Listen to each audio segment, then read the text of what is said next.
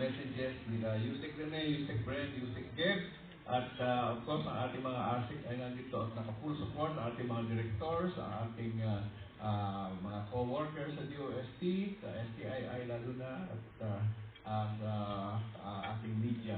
Ang bawat isa sa nagsalita ay merong sinabis ng pulso 20, ay magbibigay lang ako ng maybe 3 sentences na tungkol sa 20. Nung bata po kami, pina-encourage kami mag-save. Okay. Ang tatay ko po noon ay postmaster. Ang postmaster noong araw, siya rin ang telegraph operator at siya rin ang official ng postal bank. No? So, all rolled into one. Ngayon, may ugnayan yan sa mga eskwelahan. Ang aming sistema, bibigyan kami ng isang parang ganito kalaking matigas na papel na ididikit mo yung selyo doon. Ang bawat selyo ay 5 centimos. No? So, bibili ka ng 5 selyo, didikit mo dyan, okay? Hanggang sa makaipong ka ng 20 selyo na tig-5. Magkano yun? Piso. Okay? Pag napuno na po yung digitan na yun ng mga selyo, yung pong piso ay i-deposit na namin sa Postal Savings Bank. Meron kaming bank book. Nung araw, tinatanggap ang pisong deposito. Kaya, at the end of the year, meron kaming naipon na kahit sabihin mo pang 10 piso lang, malaking bagay na yun para sa mga bata nung araw, dahil ang baon namin ay 5 sa umaga at 5 sa hapon. Okay. Anyway, meron pa isang nakakatuwang kwento dyan. Ako po ay nakumbida mag-guest speaker sa graduation ng Open University doon sa Los Baños. Abay, tuwan-tuwa ako kasi graduate yung isa nating taga-ITD. Wala niyo ano pangalan nung graduate ng MSIT. Si Edgar 14 po. Okay. Kaya naman ako natuwa, ay sumunod na tinawag, letter C, letter D yung sumunod. Hindi ko alam kung ano pangalan ng girl, ay si Arlinda 20.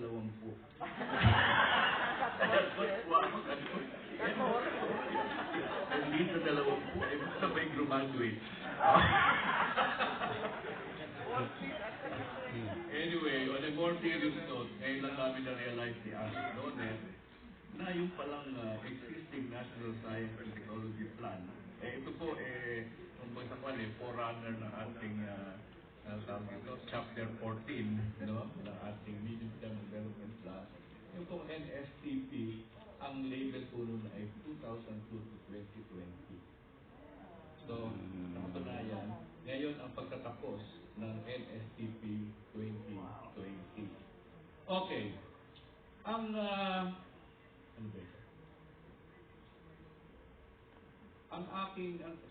Tama yung sinabi ni Yusek Ren at Yusek Geb na isang dahilan kung ba't namin gustong ihayag ito sa media para ma-pressure yung mga implementer at proponent na matapos nila talaga. Kasi kung bilang ka dito at hindi natapos sa 2020 o hindi na-launch, medyo nakakahiya po. Kaya pressure po yung mga director na kasama dito ang kanilang proyekto sa Big 20. It is an honor, I suppose, but it is also a pressure na ma-deliver nila within 2020. Kasi pag hindi pa nila i-deliver ng 2020 yun, 21 na yun. Okay. So, binanggit din ni Yusek Gen, ito ay medyo hinaing, yung tungkol sa budget natin ay hindi nagbabago. Buti nga, hindi binanggit ni Yusek Gen kung anong porsyento ng ating ng DOST budget, total national budget, ilang 0.3%. Wala pa pong isang daliri. One-third of 1% lang yung ating budget as compared to the total. And dahil dyan sa hinaing na yan, sabi ko, ang Pilipinas ay maiitihaan tulad natin sa isang magandang babae. Okay? Usually naman, yung bansa, nire-represent natin by a woman, di ba? Pero yung ating mas magandang babae na yan ay hindi healthy. No? Sabihin na natin, may lagnat, may mapakit na muscle. No? Kaya lang, bagamat tama lang na gamutin yung lagnat at tama lang na gamutin yung sakit ng muscle, eh hindi naman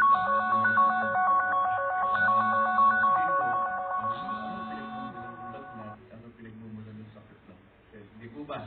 Eka nga ay lagnat at pananakit ng katawan, eh ano lang yan? Ano tawag? Simptomas na lang yan ng merong diferensya sa katawan. At maihahatulad po nga ang bansa natin na ang kakulangan talaga talagang kulang sa vitamina at kulang sa sustansya na sa tingin ko malaki ang magagawa ng teknolohiya. Ano? Kaya sana naman maisip ito ng ating mga kasama sa pamamahala. Anyway, let me go through the 20 projects at hindi ko na siguro babasahin ito. Explanation. Pero maganda yung explanation dito. So, let us go through them one by one.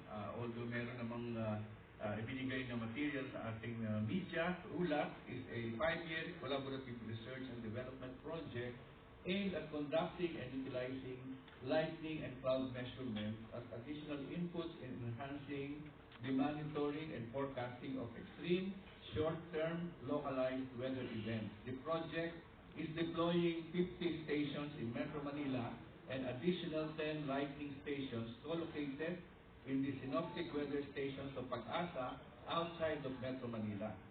ULAT is also establishing a ground receiving station in Dumangas, Iloilo to provide additional capability in communicating with the Philippine microsatellite data. Alam naman ng karamihan sa media natin dito na dalawa na po yung umaandar nating ground receiving stations under the so-called Pedro name, okay, Philippine Earth Data Observation Center.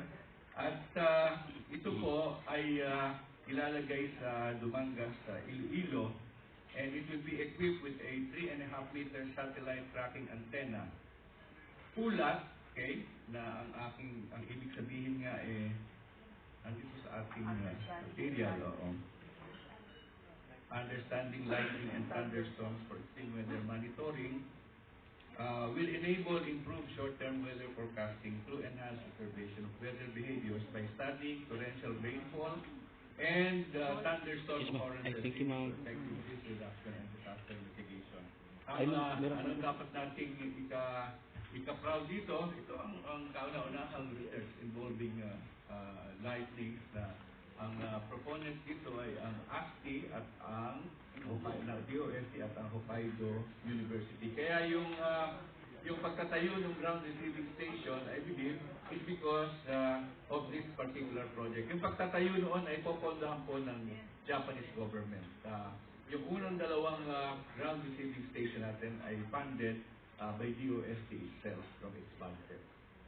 The second, among the 20, will be Maya 3 and Maya 4, the first Philippine university-built nanosatellites. So, tinatanong ko kasi kung meron diwata na lalabas sa 2020, natatandaan ko naman na ang pangako noon, kung meron mang diwatang lalabas, ito ay within, okay, before the end of 2022. Kaya ang inuna ngayon itong nanosatellites doon sa facilities na available na sa University of the Philippines. Ano? The Maya 3 and Maya 4 cube satellites, ito po yung ganyan kalalaki lang na satellite, are the first nanosatellites that will be built in the country, in the Philippines, weighing approximately 1 kilogram only. The CubeSats with house components that are designed to demonstrate nanosatellite-based remote data collection and optical imaging within its 10 centimeter cube frame. Okay, so hindi namin na-imagine halimbawa ng araw na meron palang magiging satellite na 10 centimeters lamang po on its side. Okay? And this is the dimensions of Maya. Maya 3 and Maya 4 are being developed by the first batch of our space engineering scholars. Okay? DOST scholars who are now taking up their master's degree in electrical engineering at UP with specialization in space engineering. 8 po sila na nagsimula last year, first batch, at magkakaroon na naman ng susunod na batch. The Maya 3 and Maya 4 nano-satellites or our CubeSats will provide local opportunities to acquire spatial technology know-how, space technology know-how, through hands-on experience in nano-satellite development. And this will contribute to building human resources that are crucial components of sustaining and advancing the country's nascent space science and technology sector. Yun nga pala ng ulat, yung launch date of this, particularly yung ground receiving station, is August 27, 2020, while the Maya 3 and Maya 4 hopefully will be launched between May to July of 2020. The third, okay, actually po ito'y nauna na kahapon sa announcement. Nag-2020 perfect vision na po si Dr. Kapansana kahapon. Hindi na siya makahintay ng announcement natin. Kaya kahapon ay may malaking program ang FNRI. Its vision for 2020, particularly with the New Gen Laboratory. Ito po ay isang laboratory na gumagamit ng genomics technology. It will enable our new partners like Wyatt Philippines, Philippines Shell, Clinica Manila, URC, among others. Well, actually, the event was a means to launch IEC material, and together the DOST FNRI strategic plan was also launched. But the new lab, New Gen Lab, I think, is the very complete, shall we say, innovation that is being introduced. Okay? So sa ating sariling Food and Nutrition Research Institute ay meron na pong genomic laboratory devoted to nutrition. Okay? The plan of FNRI, of course, is mobilizing mission, catalyzing innovations towards high-impact food and nutrition R&D programs and services. So, kung makikita nyo yung picture na ginamit dyan, ay makikita nyo dyan si Capsec Carlo Nograles, si Chef Rob Pengson, at si Chef, ano ba yun? Mayo Kapansana ba yun? Meron akong picture din eh, ganyan din. Yung big apron na yun ang ginamit ko.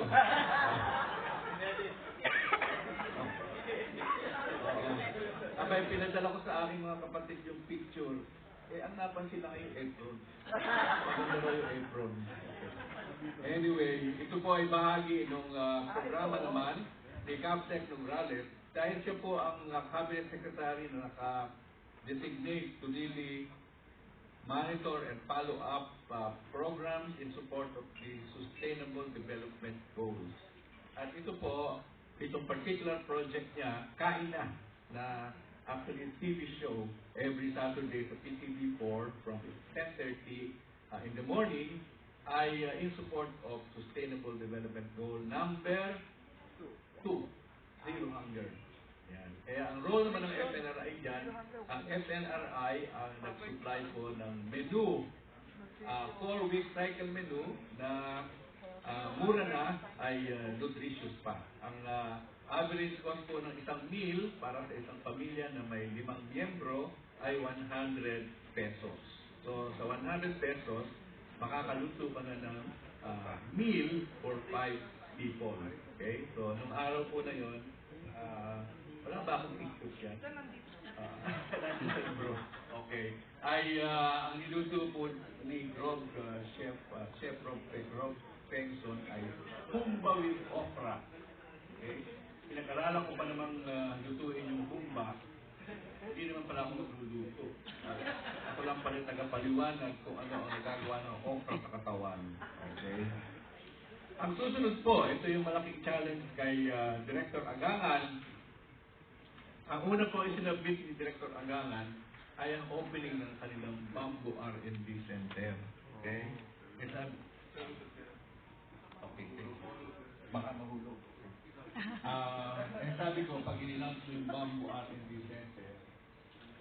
karaniwang Pilipino, parang, ano ba yan? Another R&D center. Pakarami na nating R&D center, kaya R&D center of rubber, or sugar, or coconut. Ito na naman, another one, or bamboo. We are not trying to underestimate what bamboo can contribute, okay, to our economy, but the means of conveying to the public the importance of this particular commodity can be more creative than just opening the R&D center. So, ang challenge po namin kay Director Agangan, since part of the project that he is implementing is the development of bamboo musical instruments that can be used, okay, in the teaching of music in the K-12 curriculum under DepEd, ay magpo-produce ng mga instrumento katulad ng marimba, angkong, bumbong, at iba pa para sa pagtugtog. Okay? Hindi na naman bago sa atin dahil may mga bamboo, ano tawag doon? Tsaka meron na tayo nadidinig ng mga tumutugtog ng mga bata, puro bamboo. But this one, sisiguruhin natin na yung bamboo instruments are meeting quality standards and kahit na iba't ibang gumawa, pare-pareho ng quality. Okay? Kaya ang challenge dyan, sabi ko, kung pwede, sa Independence Day on June 12 ay magkaroon tayo ng DOST pa-concert, okay? Na ipipicture natin ay ang pagtugtog ng iba't ibang grupo na gagamit ng ating bamboo musical instrument. Kaya yun po ang matinding pressure kay Director Agangan kasi alam niyo naman siya ay scientist, yan na siya musikero, pero siya ngayon ang mga katiwa sa concert on Independence Day featuring bamboo musical instrument. Palakpakan natin ang Director Agangan. Independence Day po yan. Ang susunod po, sa bamboo musical instrument, susunod na, picture. Susunod. Tapos na. Okay. Ito po ay pinipicture namin dahil mahalaga ito in a sense dahil ito ang kauna-unahang pagkakataon na isang local government unit ay mag-i-invest pagtatayo ng isang R&D facility. Okay?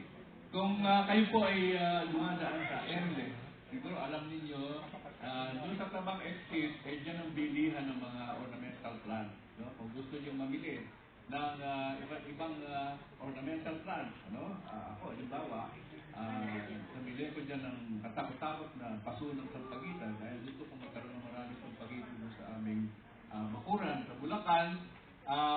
Andyan po lahat ng klase ng ornamental plants. May mga mura, may mahal, okay? Merong pang malaking bakuran, merong pang maliit na bakuran. Pero ang common denominator niyan, napapaganda po ang landscape kung saan man kayo nakatira. At nagsimula yan with a few entrepreneurs na nag-propagate at nagtitinda. Hanggang sa dumami po ng dumami yan, ilan na nga ba, dito na ba si JC? Tita? Wala pa. Mahigit 500 na po ang SME, okay, na involved dito sa business ng ornamental plants. At nagkataon naman na nagkita-kita kami, si JC, ako, at ang mayor po ng Giginto, Bulacan. Kasi po ito ay sa Tabang, Giginto, Bulacan, lahat ng kinilang mga ornamental plants. Bagamat pina-farm out na nila yung propagation activities, pero yung outlet nila ay nandun pa rin sa Tabang. Okay?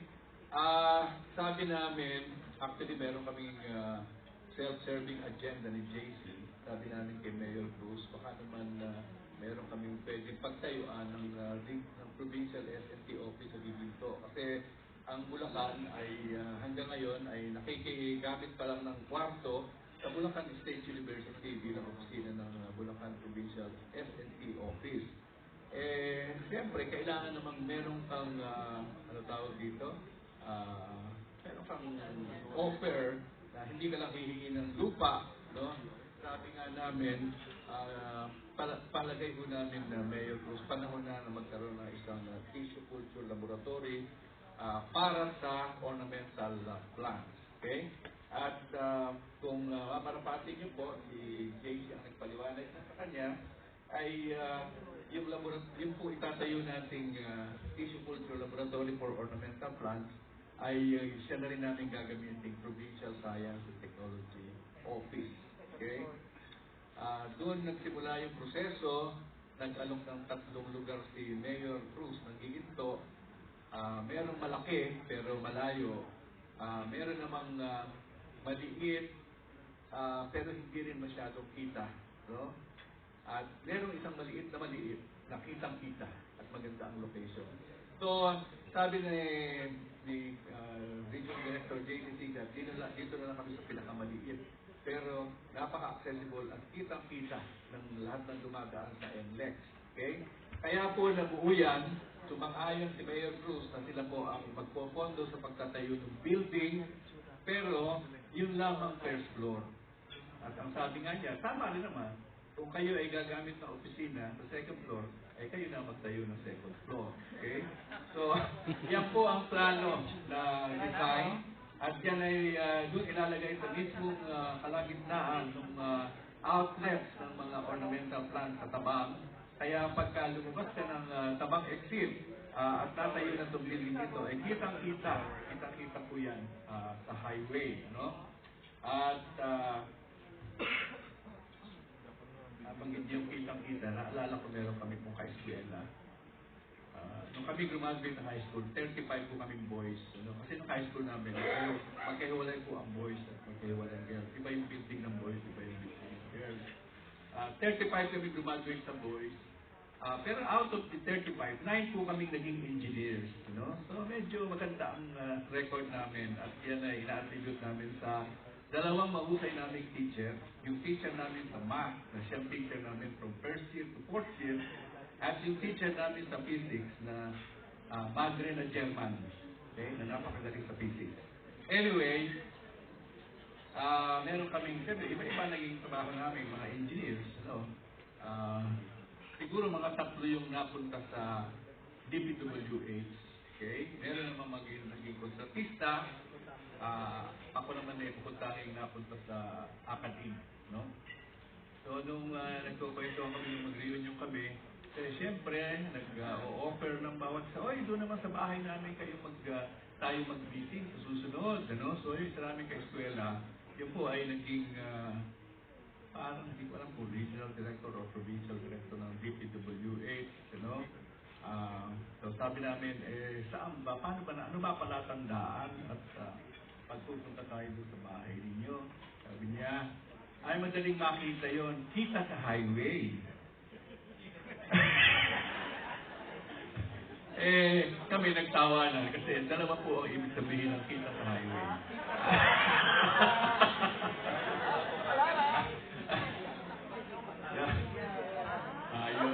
Yun po mga porsyento, yung kita sa highway. Okay? Part of public water and highway. Anyway, ito po ay kita sa highway. At ang challenge nga dyan, before the end of the year ay mag-ooperate ang tissue culture laboratory. Ang commitment po ng DOST Regional Office ay yung gagamitin na equipment doon sa tissue culture laboratory at saka yung training ng mga tao at initial operation. Anyway, this is a very good model for an LGU-DOST collaboration. Next. Ito pa yung isang napakaganda po at this is an initiative to take a 12 horsepower single-cylinder diesel engine towards the path of commercialization. The project is an offshoot of the project entitled Development of 12 horsepower single-cylinder diesel engine, which was already completed in 2017 pero hindi pa po siya commercialized and has resulted in the successful production of 5 prototypes already. The 12 horsepower diesel engine is competitive with imported engines. It is low cost but offers good quality features that will best benefit machine fabricators as well as the manufacturer of this machine to potentially widen business horizons. And we are now in the process of processing the licensing of interested parties, hindi naman po ito exclusive to one licensee. Pero hopefully, the first licensee can produce their first output by November of 2020. Meron na pong specific licensees na nakikipag-negotiate ang MIRDC at with the help of TAPI. Ito po ang unang Filipino-made engine. At unang ina-expect namin wide-scale application ay sa farm mechanization. So they actually started with the 12 horsepower, but my understanding is that they will also go into smaller 5 horsepower engine. Next, palakpakan naman natin ang MIRDC doon. Ang susunod po, yan na. Kaya nga sabi namin dito, ang nai-stress dito ay yung mga department mga institute directors na siyang in charge of these. The first fully automated gamma irradiation facility, the DOST Philippine Nuclear Research Institute under the leadership of Dr. Carlo Arcilla is upgrading its multipurpose gamma irradiation facility, which was established way back in 1989. Okay, so 31 years na po yung existing nila. And this will become a commercial scale facility to meet the increasing demand from industry while waiting for private industries to put up their own irradiation facilities. Ang ultimate goal natin ay magkaroon ng privately operated irradiation facilities. The upgrade into a fully automated facility was made possible under the Technical Cooperation Project of the IAEA, International Atomic Energy Agency, with cost sharing from the Philippine government. Ang ating pong representative sa IAEA ay ang Philippine Nuclear Research Institute, and the target launch date of this will be August of 2020. Okay. May pera na ba, Kaloy? Lapit na po matapos. Malapit. Ibig sabihin may pera na. Ubus na ang pera. Okay. Next. Okay? Magkakatabi sila dyan. Okay? The Regional Yarn Production and Innovation Center. Alam ko medyo less ang Celia kasi ito pa ay simula na i-testing last October pa, November, ano? So, the Regional Yarn Production and Innovation Center, RIPI, sabihin na natin, ito po ay, kapangalan pa lang, makikita nyo na, ito po ay collaboration ng Regional Office, Region 6, palakpakan natin si Rowan, ang CTRI, palakpakan natin si Celia, Lumba, at kailangan po natin bigyan din ng tamang credit ang Iloilo Science and Technology University, ISAT University. But you know, because of this project, okay, ay parati na pong nasa isip ko ISAT. Dahil dyan, hindi ko na makakalimutan ibig sabihin ng ISAT. Nasa ang ISAT. Kaya nasa ika nga ay napakataas na ng level of awareness po yan sa ISAT because of this project. At i-encourage ko po yung iba na magkaroon ng pagkakataon. Sana makita ninyo na nag-ooperate itong RIPIC in ISAT University. This is located in the campus in Yag-Ao because they have several campuses, and the one devoted to agriculture, they have 4 campuses, is actually in Yag-Ao. And this is actually a processing facility for agricultural produce because they still have substantial cotton production in Yag-Ao. They do produce pineapple, they also produce abaca, and these are all very good ingredients for yarn. Okay? Sabi nga ng mga leader ng Yag-Ao, including the president of ISAT University, he came from a family of weavers. Okay? From the grandparents to the parents, up to him. He knows how to weave hablon. Okay? Pero sabi nila, kasi yung paggawa ng yarn, sinulid pa tawag to be used in the weaving has become a very tedious process. So much so that young people do not like to do it anymore. So, it came to a point na pinagbibigyan na lang ng mga cotton farmers yung cotton, ganun din yung iba na nagpo-produce ng pineapple, at sila naman ay bumibili na lang ng sigurit sa Maynila. So, ang kanilang comment, dumating po yung panahon na hindi na kami proud sasabihin hablon galing sa Iloilo. Kasi naman, Iloilo, hindi namin sa Iloilo. So ngayon, ito po ay process na nila fully automated. Nakakatuwa po makita. From start to end ay automated. At yan ay ginagawa sa talaga ng engineer ng DOST PTRI. At doon mo nakita na yung mga young people sa PTRI ay talagang engaged sa kanilang writing. So, hindi po tayo mahihirapan dito, kaya launch date na lang ang kailangan dahil ito ay na-test na. Next, ito po ay talagang ito ay pinigtan namin sa card. Para ang term dito whether you like it or not, you have to do this. Kasi po, yung ating pinagmamalaking Coconut Somatic Embryogenesis Technology o CSET, na ang PICARD naman talaga ang nag-push at nag-oversee, of course, ang ating mga R&D official, ay nagbunga na. Kaya yung 7 mga laboratories or institutes na involved sa proyekto na yan ay nakaka-produce na po ng mga planting materials or plantlets. Alam natin ang traditional way of reproducing or producing plantlets for coconut, magpapatubo tayo ng isang mature na niyog, lalabas na yan ng dahon, at after a few weeks, pwede mo na itanim. Pero isang puno lang ang makukuha mo sa isang niyog. No? Ngayon, dito sa tissue culture, nag-a-average na ng between 200 to 300 plantlets makukuha mo per plumule.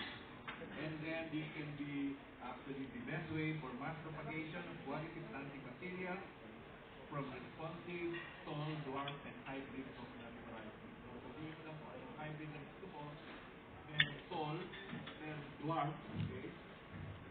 Yung makapuno yata, sabi din ng hybrid. Yan po ang magiging subject ng nationwide tissue culture coconut planting day. Pero ito po siguro ang isa sa mga nasa bandang dulo na ng 2020 kasi yung plantlet materials pagka siya po ay nag-usbong na, it takes ilan ba? A year and a half to 3 years talaga yung para siya maging from lab to actual planting, no? Pero 300 naman ang makukuha po. So, sabi nga nito for Ebora, before the end of 2020, hindi pa ganun karami yung umabot ng 3 years o yung talagang mature stage. But we can, sabi ko, kahit na sabihin mo 300 lang ang na-produce natin, pwede na natin paghati-hatian sa mga region na magsimulang itanim yan. No? At natutuwa naman kami kasi nung high-level meeting ng WIP o DOST ay nangako naman si Secretary William Carr na makikipagtulungan sila at ang Philippine Coconut Authority for the nationwide tissue culture coconut planting day para magising na po ang ating mga coconut planters, ang mga lalo na yung may-ari ng mga lupa na may mga katanim na coconut. Karamihan naman yan hindi mga farmers, karamihan yan yung mga mayayaman na nasa Maynila na may-ari ng lupa. Okay? Sana naman ay makikooperate sila. Next. Ito po yung isa sa pinakamalaking, thank you, pinakamalaking sorpresa namin supposed to be. Kasi siguro kung yung gamma irradiation ay 60 million ba? Yung yan production facility yata ay umaabot ng 50 million. Ito ay lampas pa doon sa mga figures na yan. Paabot ba ito ng 70 million? Parang gano'n? So, 76 million. Yan po, actually, nung sa panahon ng ni CP na na na-shoot itong project na to, hindi ko alam kung paano nag-umpisa, pero alam ko ay merong umuwing mga Filipino ship building workers from Norway. And they have the experience, the know-how, and even, I think, the academic background kasi mga engineers naman ito. So, hindi ko alam kung paano na-discover ni CP, but ito po ay merong facility sa New Washington, Aklan. Gumagawa na sila doon ng mga boats. Okay? At, siyempre, kung tayo magbibigay ng proyekto, hindi naman tayo basta-basta magbibigay sa isang kumpanya, lalo na ng ganyang halaga. Kaya in-involve natin ang Aklan State University. Ang Aklan State University po ay known sa agriculture at sa fisheries. Okay? Na-convinces sila ng DOST to be the partner in this project. Of course, Rowan was really very instrumental, convincing everybody. And kasi ang difficulty doon, yun ang mga Aklan State University, wala pong alam sa shipbuilding. Wala silang academic program sa naval architecture o sa marine engineering. Fisheries po ang kanilang expertise, biology, agriculture. So, nakonvince sila na maging project implementer. Meaning to say, ang grant po ay ibinigay sa Aklan State University at sila ang nag-administer ng project through the supervision of fisheries. At marami din pong involved dito, katulad ng Marina. Ang Marine Industry Authority ay involved from the beginning kasi we want to make sure na pag nangyari yan ay magkakaroon ng permit to operate from Marina. Kaya design pa lang at habang ginagawa yan, involved po ang Marina. At gumawa ng mga experts ang Aklan State University sa pamumuno ni Papua President Ray Bea, who is a PhD in naval architecture, to supervise the design part and of course the execution. So yan na po ang itsura niya. Konting panahon na lang ay pwede na po siyang mag-save. Mag-maiden voyage, yan kaya ang tawag dito, hybrid trimaran maiden voyage. Modern design, environment-friendly, safe, and unsinkable. Okay? It will carry 100 passengers, 4 na van, at 15 motorsiklo. Yun po ang design niya. 100 pasahero, 4 na van, at 15 motorsiklo ang maisasakay. So, para siyang ro-ro rin, ano? Diba? Ang kagandahan po niyan, because of the project, ang dami nang lumapit dun sa, ano nga pangalan ng, Metallica, yung pangalan ng company na gumagawa ng boat. At yan po ay mga nag-place na ng mga orders for different sizes and types of boats. Not necessarily hybrid, but it may be new material, new design, new capacities, katulad ng mga operator ng boat sa Boracay, sa Guimaras, pati nga, mas bakit ba yun? Na nag-order na rin ng malaking boat. At ito naman ay hybrid dahil pag gumanda na po siya, ay gagamitin niya ang wave energy. Okay? Kaya makakabawas sa requirement ng fuel. Next! Ayan, kita niyo yung picture dyan. Alam niyo na kung sino nakakaalam yan. Okay? Picture po ni Director Paringit na nakikita niyo na yan. Launching of DOST-enabled smart cities.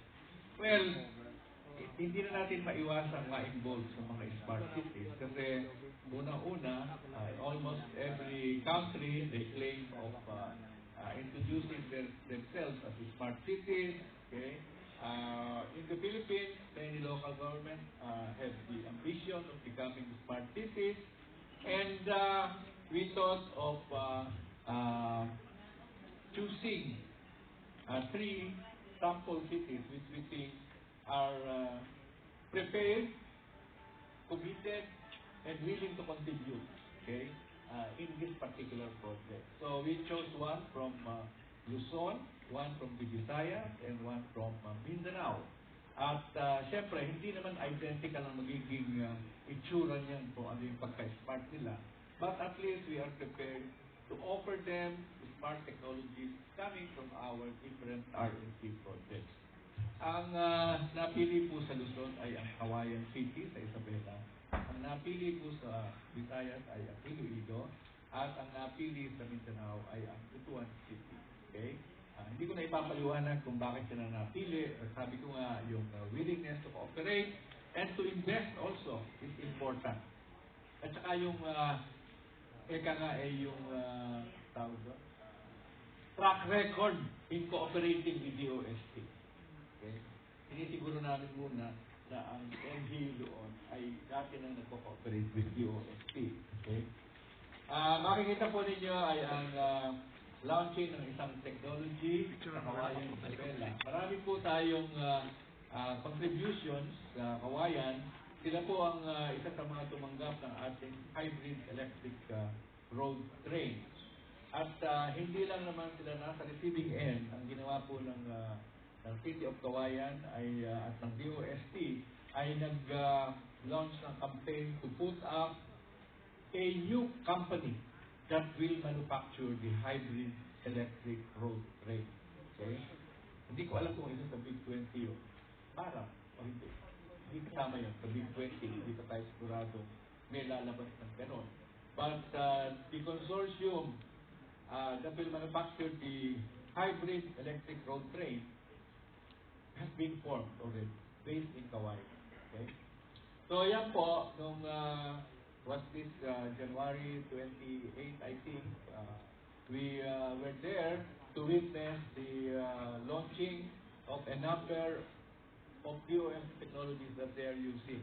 Yung pong e-bike project na nagsimula sa UP Diliman under the leadership of Dr. Nestor Tiglao, okay, ay nailipat na niya sa Kawayan. Okay? At dinagdagan pa ng Kawayan. Sila naman ang nag-pioneer sa e-scooter. Kaya nakita niyo po dito ay e-scooter. Okay? Nagagamitin nila, bumili na po sila, kasi yung iba nilang pulis ngayon ay mag-e-scooter. Okay? At saka yung iba naman ay pwedeng gamitin for tourists. Okay? Ang kagandahan po niya, kinabitan ni Dr. Tiglao ng software na develop ng grupo nila. Actually, naging start-up na po yung group ni Dr. Nestor Tiglao. Ano pangalan? Adapsen. Okay, naging kumpanya na po yung kanyang grupo ng researchers. At yan po yung mga e-bike at mga e-scooter na hindi mo pwedeng nakawin. Kasi po yan, pag lumampas dun sa perimeter na nakadesignate sa software, hindi na aandar. Siyempre, gusto mong buhatin, okay lang naman. Pero, pag nakita ka ng mga tao nagbubuhat ng scooter o bisikleta, magdududa na yun sa iyo. Okay? Para ka nagbuhat ng kalabaw. Okay, next. Biomedical devices. Kung napansin po ninyo ay nakadistribute naman sa iba't iba nating sektor ang ating Big 20. So ito po ay sa health, katulad kanina ng Perfect Vision for Nutrition. This is another one for the health and nutrition sector. Biomedical devices. Actually, na-launch na natin ang Biotech M, Dengue Aqua Kit. Na-launch na natin ang RX Box. Although meron po silang mga improvements pa na i-introduce. Pero ang target natin na maging bago dito sa mga biomedical devices ay yung ginhawa or relief vent. A ventilator for both children and adults that is projected to cost 40% lower than other portable ventilators in the market. Ano po ang nag-drive sa atin dito? Sa mga ICU po, lalo na sa mga maliliit na hospital, ay imbes na 1:1 ang ratio ng ventilator sa pasyente, ay nagiging 1:10. So, in other words, mamamatay ka na, maghihintay ka pang mamatay muna yung isa bago mailipat sa'yo yung ventilator. Exaggeration lang po yun. Pero kung isa lang ang ventilator na available sa ICU at 10 ang pasyente, alam niyo na kung ano yung difficulty. Next, yan po ay ila-launch this. Wala pang nakalagay na date. Next is something that is long awaited. No? The launching of the first anti-dengue drug. Babasahin ko na lang po itong nakalagay dito. The PCHRD of DOST funded the clinical study, phase 1 of the anti-dengue drug under the Tuklas Lunas program. The herbal drug under the Tuklas Lunas program. Will address the need to find cure for dengue using natural materials that is effective and cost-efficient for the patients afflicted by the disease. The target date of completion for phase 1 will be on April 30, 2020. Hindi pa po siya ready for commercial production by April 30, 2020, but by that time, alam na natin kung siya po ay effective na drug. Okay? Magdadaan pa siya sa isang phase 2 na mas malaki po ang sample o ang population for clinical trial. It's only after phase 2 that they can apply for an FDA approval.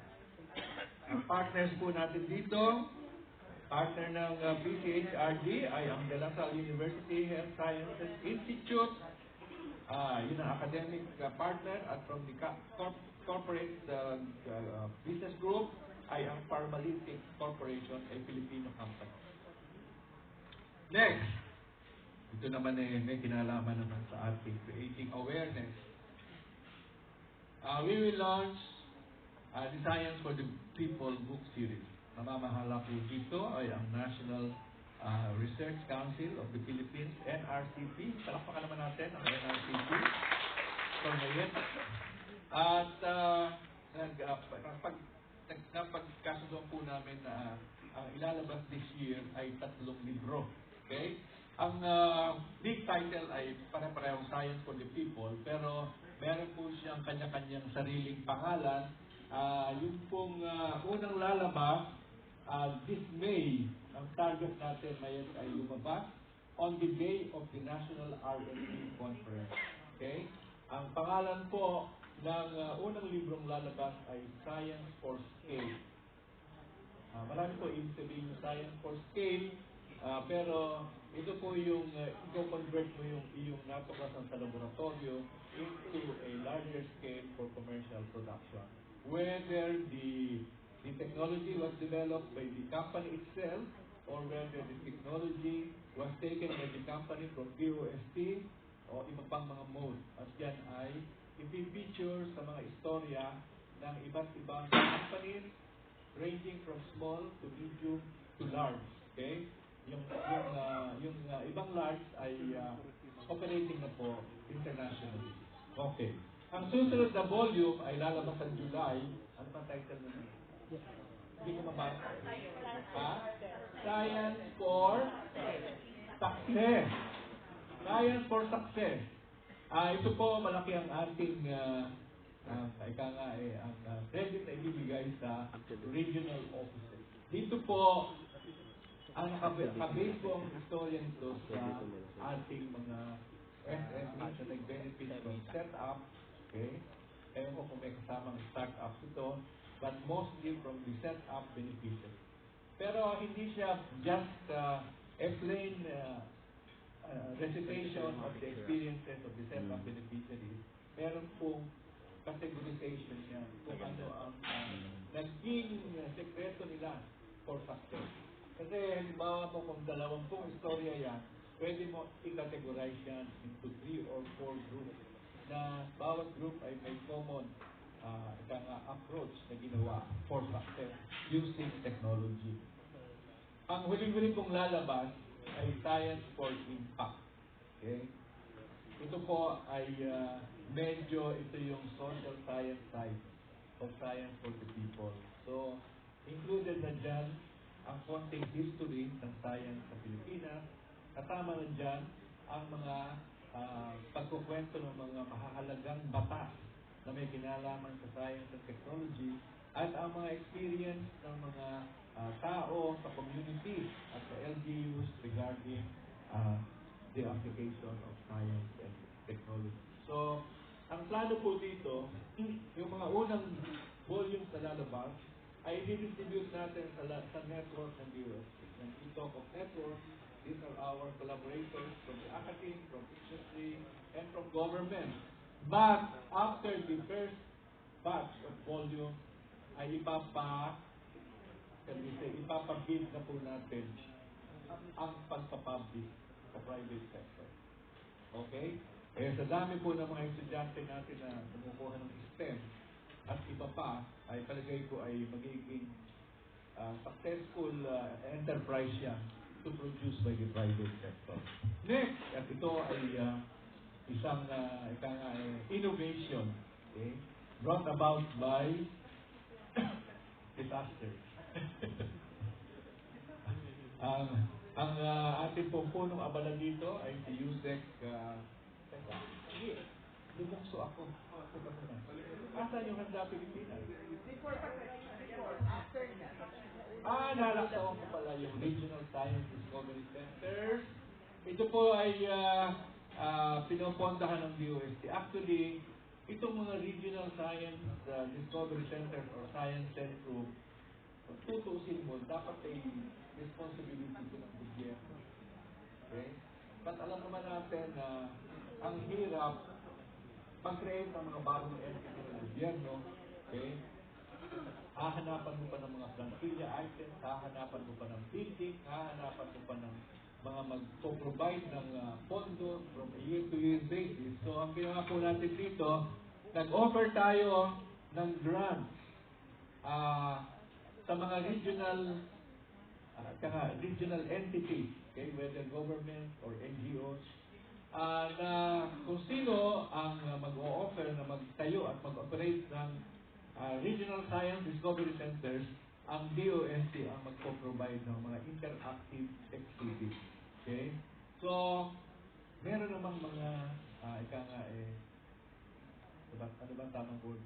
Meron mga nag-respond sa ating call. Okay? So, I think initially, ilan ba yun? 5, 4. 5 regions na ang sumagot dyan. Okay? Again, being a smart city, the first one to inaugurate was Kawayan City. So we inaugurated it on January 28, and yan po ang aming mga pictures during the inauguration of the Science Discovery Center in Kawayan. It's located in a very nice tourist area. Okay? Yung kanilang tinatawag na Hacienda San Luis. Okay? Yung po ang dating taniman ng tabako sa Isabela. Ang produkto po nun, yung tinatawag na La Flor de Isabela. Yung pinaka-high quality na tabako na ine-export ng panahon pa ng Kastila at na-preserve ang mga ibang infrastructure na ngayon ay ginawa nilang medyo modernize nila to meet the tourist requirement. Next is the Handa Pilipinas. Innovations in Disaster Risk Reduction and Response Expo 2020. Ito po siguro ang project in the Big 20 na napaka-short ang lead time to prepare. Kasi po ito ay, hindi ko malam po. Hindi, kailan ko sinabing magkaroon tayo. January lang po. Sinabihan ko po si Yusek Solidum habang siya ay abala pa sa Taal at si Director Jojo Patalinghug ng DOST NTR at ang TAPI na tinubuo ni Director Edgar. Palakpakan po natin ito mga tatlong punong abala. Meron pa ibang punong abala. Kayong tatlo ang natatandaan ko. May ibang agency siyempre, pero yung talagang lead, okay. SCII, nga pala for the promotion side. Okay? Ito po ay mangyayari sa March 12 to 14. Okay na ba ang venue? Saan? Sa World Trade Center. At ito pong pangalang Handa Pilipinas, wala pang isang buwan. Pinapanganak yung pangalan na yun.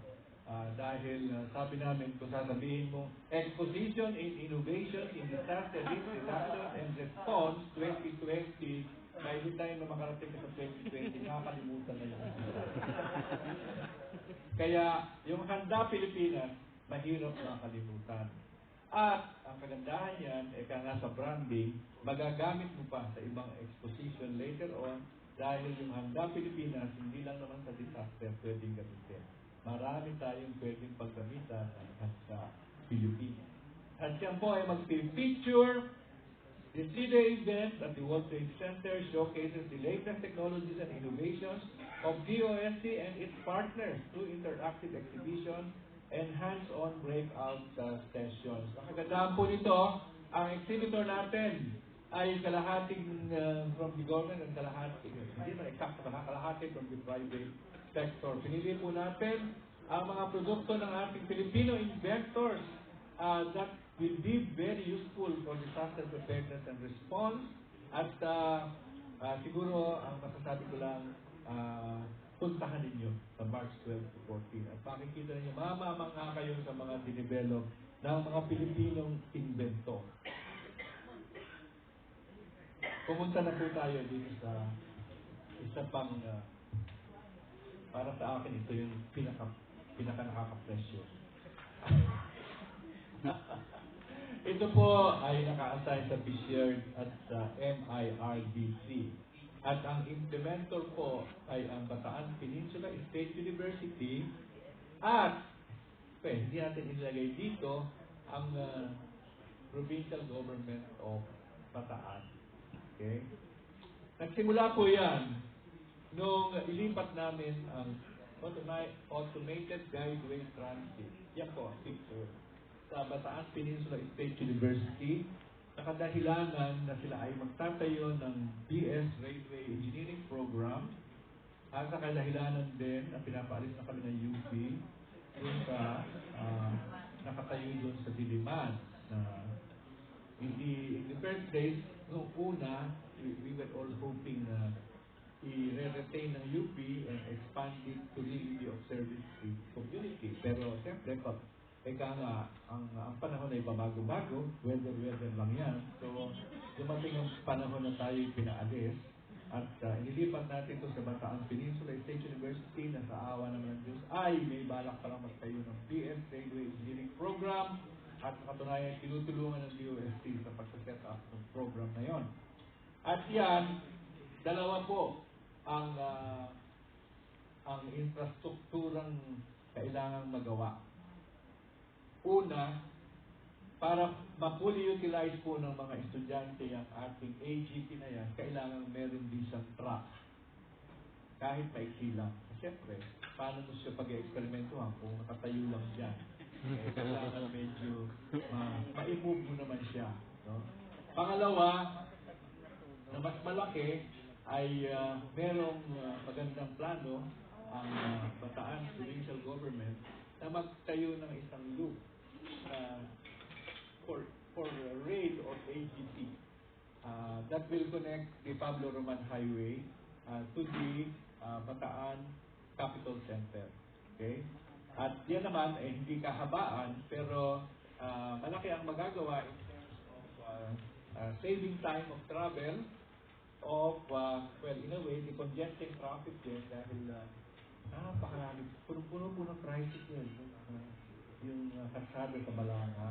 At isa pa ay gusto rin naman nilang maging tourist-friendly ang Bataan. So hopefully, yan po ay mangyari. Kahit siguro if mag-groundbreaking lang, ay matatawag ko ng successful for 2020. Director Ma'am, huwag mo naman problemahin na kailangan umandar na yung loop sa 2020 kasi po alam ko naman na hindi ganun kadali na magtayo ng bago relay. Pero kung magagawa nito, dyan mas maganda.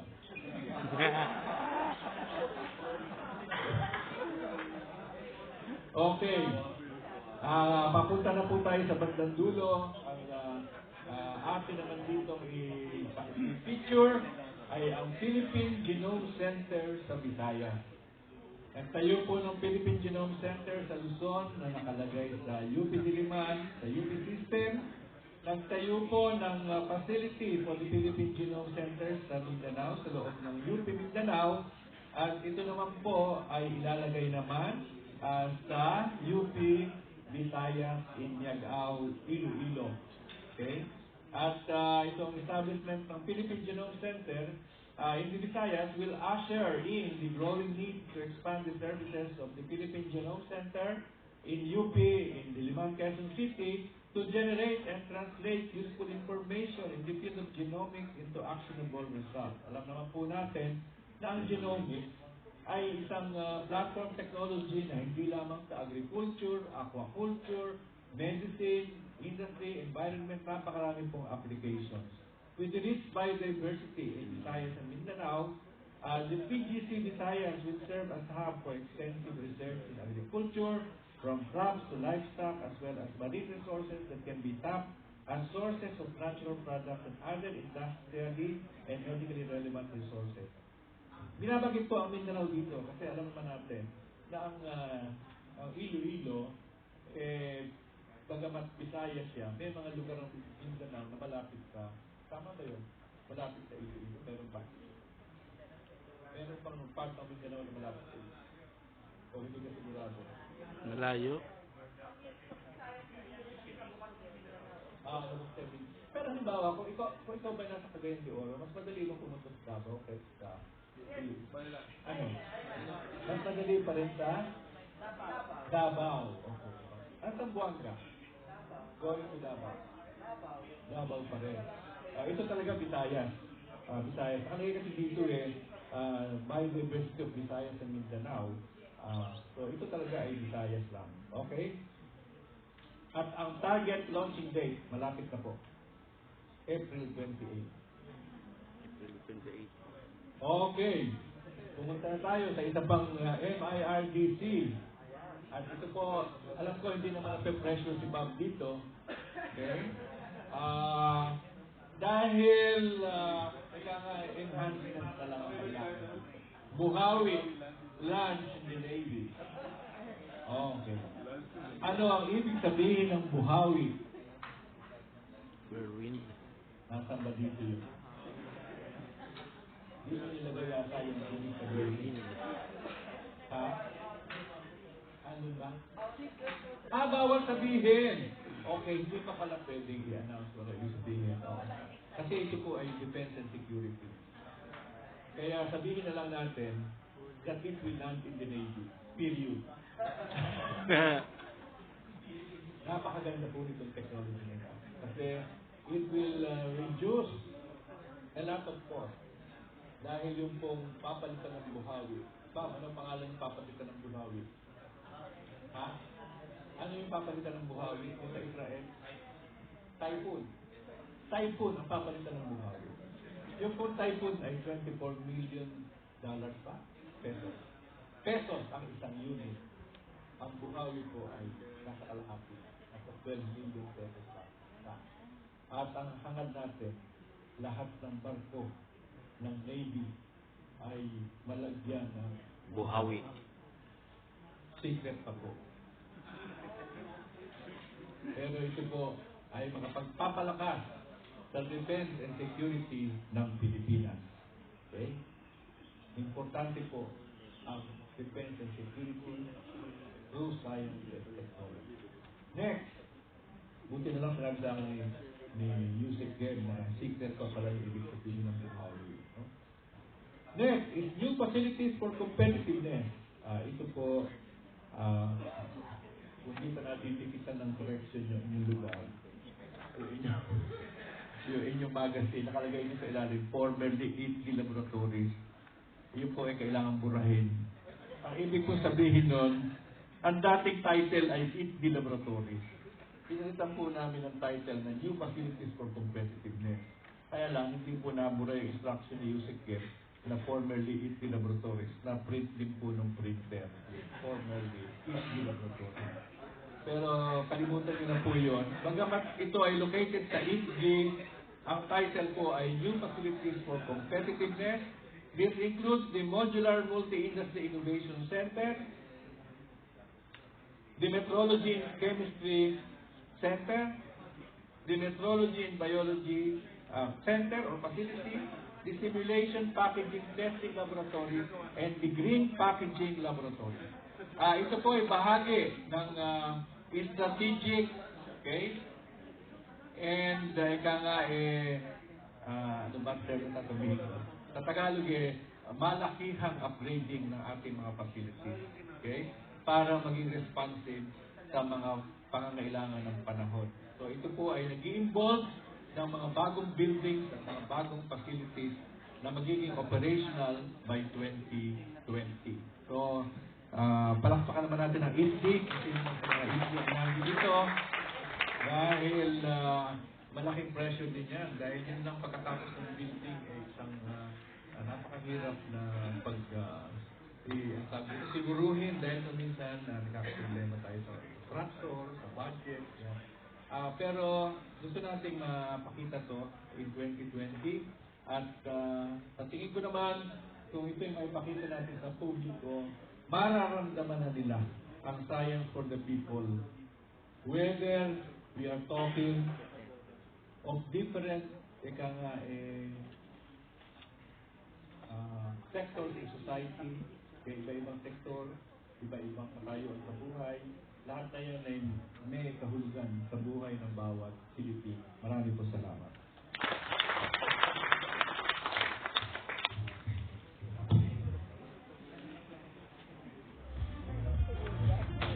Parang si Richard lang yata ang walang 2020.